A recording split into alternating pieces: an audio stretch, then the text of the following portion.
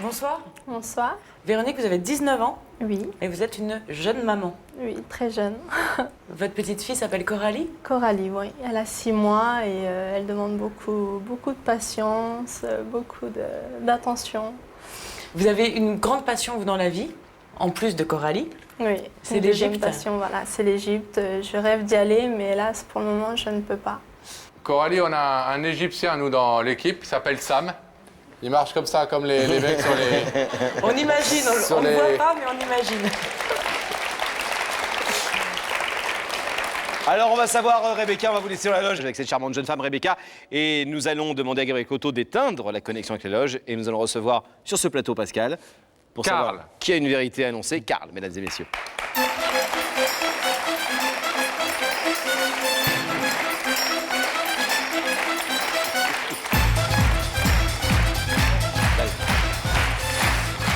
Bonsoir, Karl, prenez place. s'il vous plaît. Asseyez-vous. Merci. Ça va Stressé. Tendu. C'est normal. Ouais, d'accord. Qui est Véronique, que nous venons de voir, et qui est la maman de Coralie? C'est mon ex-petite amie qui... Donc on s'est séparés le 16 janvier. Il y a Donc, un mois il y a et très demi. peu de temps. Voilà. Pourquoi? Bah, parce que j'ai fait, on va dire, des erreurs du fait de vouloir trop profiter d'elle. Je pense que je les ai étouffées en étant en fait tout le temps sur elle. Je me suis mis volontairement au chômage pour vouloir profiter des premiers mois de ma fille, donc et aussi de ma petite amie en même temps, d'avoir cette joie. Et en fait, du fait que je sois resté vraiment tout le temps, j'ai l'impression qu'on s'est pompé mutuellement. On s'aspire, on n'a rien à se raconter en fait C'est à la vite- fin c'est d'une vite journée. devenu insupportable. Voilà, en fait, à la fin, c'était, on se criait dessus, on se disputait pour des broutilles, pour vraiment des choses à deux francs. Qui est parti? C'est elle. Alors, on a essayé, nous, avec votre aide, évidemment, de retracer cette histoire, de voir comment cette belle histoire d'amour, couronnée par la naissance de cette petite fille, s'est dégradée dans les derniers mois, et comment tout ça a abouti à une rupture. Et si les études vous amenaient tout à coup à une science un peu moins exacte, le grand amour par exemple? Karl et Véronique, un premier regard, un coup de foudre, un baiser et l'histoire commence. Ils sont insouciants, ils sont jeunes et veulent aimer vite en collectionnant les clichés du bonheur. Première idylle au goût d'éternité, 5 mois à peine après leur rencontre, Karl et Véronique décident de vivre ensemble. Car ces deux-là ont déjà un petit secret. Véronique est enceinte de 3 mois. Ils s'aiment et attendent l'arrivée de leur bébé avec l'impatience naturelle de futurs parents. Le 29 juillet 2003, pour leur plus grand bonheur, la petite Coralie vient au monde. Photos de famille autour du visage de l'amour, maman, papa, un sourire, des promesses d'éternité. Karl et Véronique envisagent à présent le mariage, en se jurant de ne jamais se quitter. Mais à s'aimer très vite, très jeune, on fait parfois des erreurs. Karl ne travaille pas et se plaît à rester tous les jours auprès de 2 femmes qu'il aime. Mais Véronique étouffe, elle ne supporte plus ce quotidien. Dans cette vie à 3, les repères ont changé. Elle demande à Karl de trouver un emploi, de faire changer les choses. Elle lui reproche de ne pas sortir assez. Mais il ne réagit pas, il ne voit pas que celle qu'il aime est malheureuse, qu'il va la perdre. Alors une dispute éclate. Véronique a besoin de recul, elle part quelques jours chez sa maman. Mais lorsqu'elle revient, rien n'a changé. Karl est toujours le même, il ne fait pas d'efforts. Alors d'autres disputes s'ajoutent au malaise. Véronique n'en peut plus. Elle s'en va à nouveau.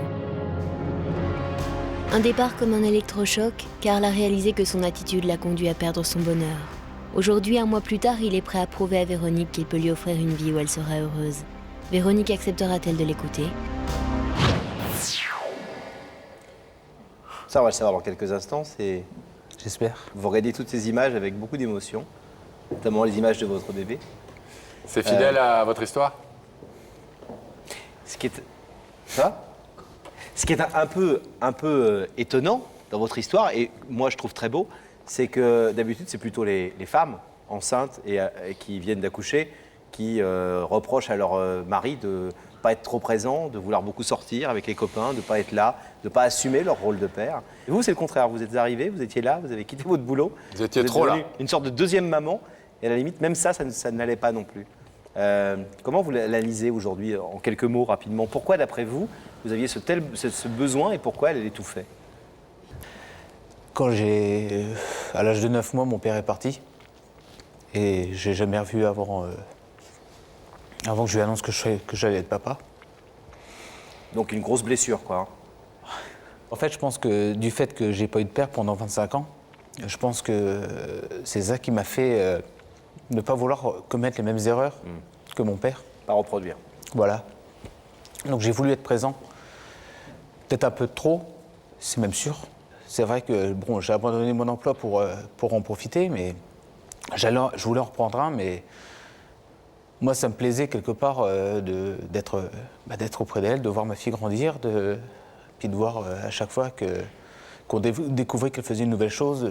D'être là, quoi. Voilà, et puis de voir le sourire de Véronique, tout ça, c'est génial. Est-ce qu'en quoi. même temps, vous étiez assez présent dans votre vie, dans sa vie de femme et donc dans votre vie de couple? C'est-à-dire que vous parlez beaucoup de votre fille et voir ses premiers pas, et voir ses premiers, Oui. pas ses premiers pas, elle est petite, mais ses premiers pas dans la vie, Ouais, voilà. au sens large du terme. Est-ce que vous avez aussi essayé de préserver votre vie de couple? On sait que c'est une période très difficile, la vie de couple, qui est souvent chahutée à partir du moment où on a un enfant. Est-ce que vous avez essayé de préserver ça? Non, je pense pas.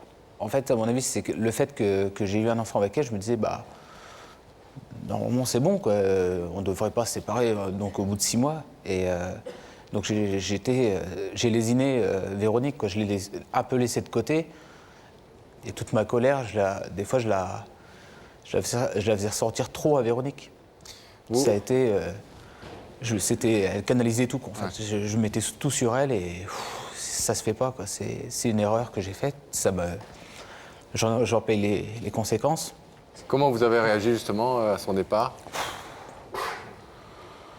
Je pense comme n'importe quel homme qui aime une femme et qui a un enfant avec cette femme et qui part, quoi.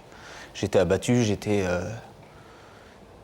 vivais plus, quoi. Je me nourrissais plus, je dormais plus, je vivais plus. Combien de temps déjà que vous êtes séparés? Ça fait 1 mois et 4 jours. 1 mois et 4 jours. Quelles sont vos relations depuis 1 mois avec Véronique? Mes relations, c'est bonjour, ça va. On se parle, sans plus. J'essaie de lui faire comprendre, j'ai essayé de lui faire comprendre que je l'aimais, que j'allais changer, que maintenant j'ai changé, que j'ai fait ce que je disais, que mes paroles, c'était pas du vent. Vous avez retrouvé du boulot? Oui, ça fait 1 semaine là. Vous qui regardez votre montre, il faut parfois laisser du temps au temps, Oui, je dans sais. tous les sens du terme. Du temps à un couple de se reconstruire après une grossesse, du temps Oui. peut-être aussi à une femme qui a décidé de partir et de claquer la porte. Je ne dis pas quelque chose qui va aller dans votre sens ce soir, mais je vous prépare peut-être à un éventuel refus d'ouverture du rideau. Et est-ce que vous avez réfléchi que peut-être il fallait lui laisser un peu de temps et un peu d'air aussi? Oui, mais de toute façon, là, ce soir, je suis pas venu pour lui demander ce soir, on sera ensemble, donc tu viens à la maison. Ouais, donc, je lui demanderai pas, de toute façon, de venir tout de suite, de revenir vivre ensemble. Je veux juste qu'elle m'ait juste une chance de lui prouver que j'ai vraiment changé et que le bonheur qu'elle a eu avec moi pendant, on va dire, 1 an, Il peut continuer. Parce que je pense qu'il doit y avoir encore quelque chose en elle qui pense à moi. Et je veux juste qu'elle le sorte, s'il y a encore, bien sûr, et qu'elle me laisse juste cette micro-chance, quoi, de le prouver et d'essayer de construire petit à petit un avenir pour que Coralie soit avec son père et sa mère. Eh bien, on va espérer qu'elle entende ce message ce soir, Karl. À vous d'être convaincant dans quelques instants. On va accueillir votre compagne, qui se trouve aux côtés de Rebecca. Rebecca. Toujours avec Coralie. Toujours. Véronique. Véronique. Oui, mais à chaque fois on l'appelle Coralie. C'est sa Coralie, fille qui s'appelle mais Coralie. oui, bien sûr, c'est le bout de chou. Oui. Toujours avec Véronique. Mais ça lui fera pas de la peine que je l'appelle Coralie, hein, Véronique. Non, pas du tout. Au contraire. En plus, elle a l'habitude parce qu'il paraît que tout le monde l'appelle par le prénom de sa fille. Ah alors, c'est vrai. Voilà. Bon. C'est vrai, hein? Oui, c'est vrai. À chaque fois, tout le monde se trompe. D'accord, alors je vais vous demander de vous lever. La vérité est au bout du couloir et vous allez suivre Sam.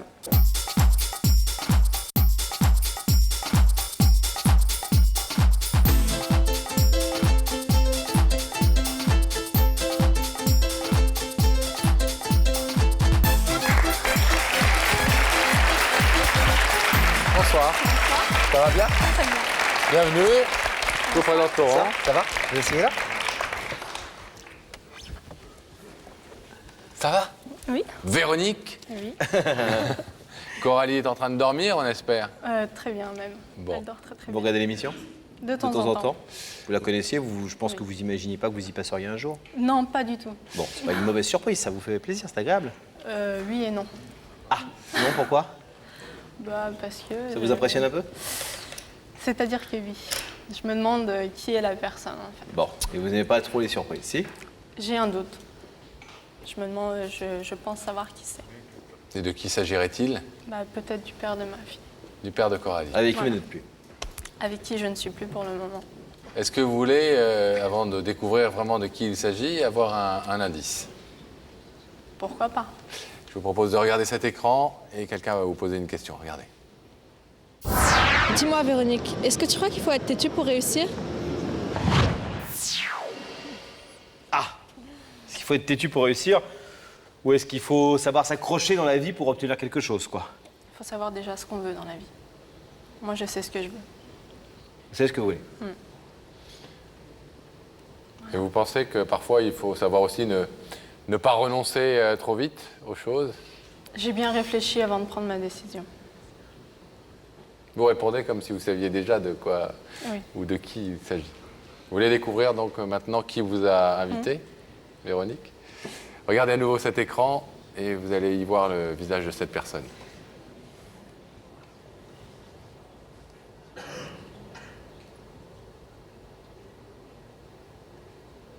C'est lui. On sait. C'est Karl. Le Est-ce que vous voulez papa. savoir ce que Karl est venu vous dire ce soir? Vous voulez bien l'écouter? sûr. Oui, bien sûr. Karl, c'est à vous. Bonsoir, Bonsoir. ça va? Tu sais que c'est pas facile. Je sais.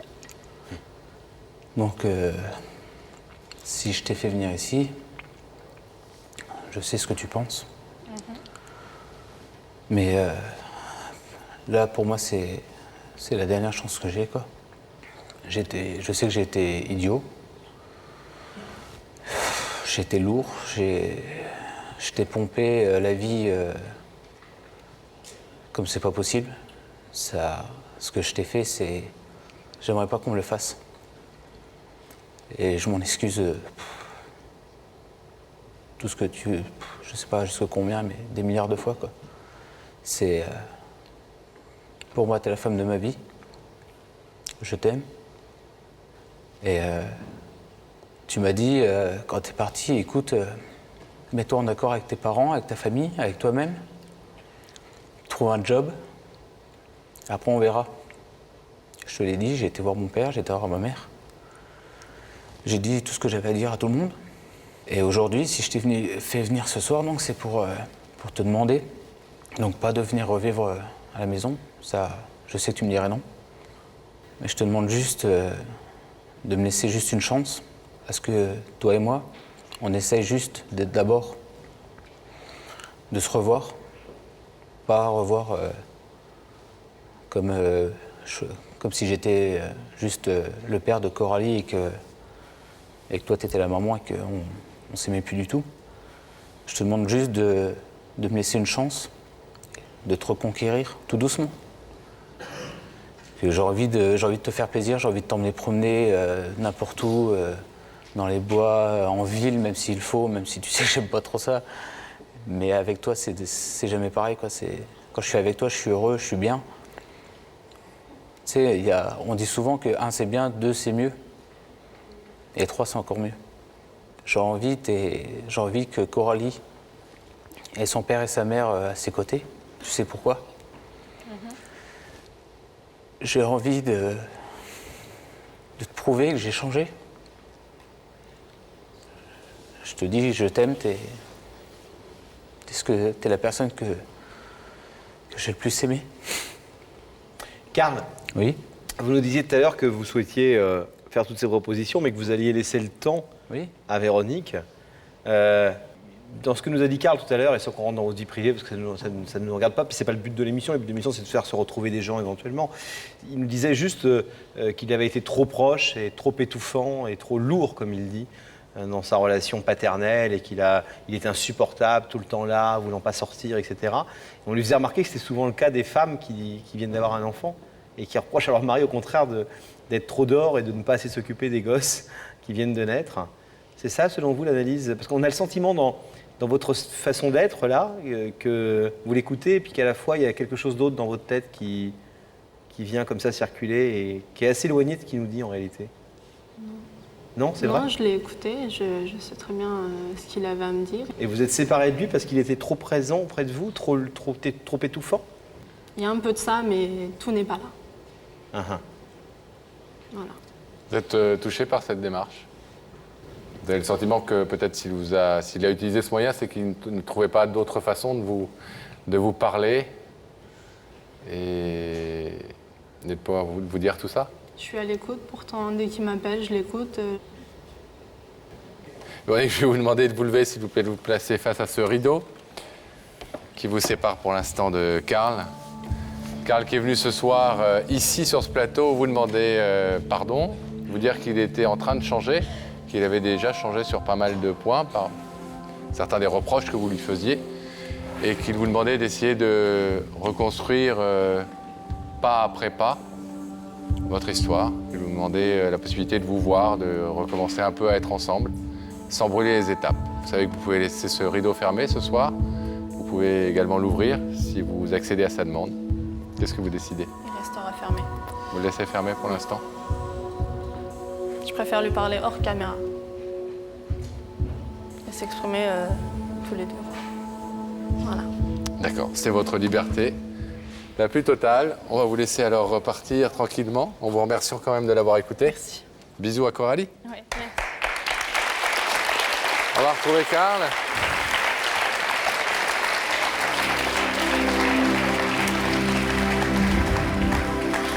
Karl? Venez nous retrouver, Karl. Bah écoutez, Il faut croire dans les vertus du temps et de la patience. Merci quand même. Merci quand même, on a fait ce qu'on a pu. Sachez être patient, Karl. Courage.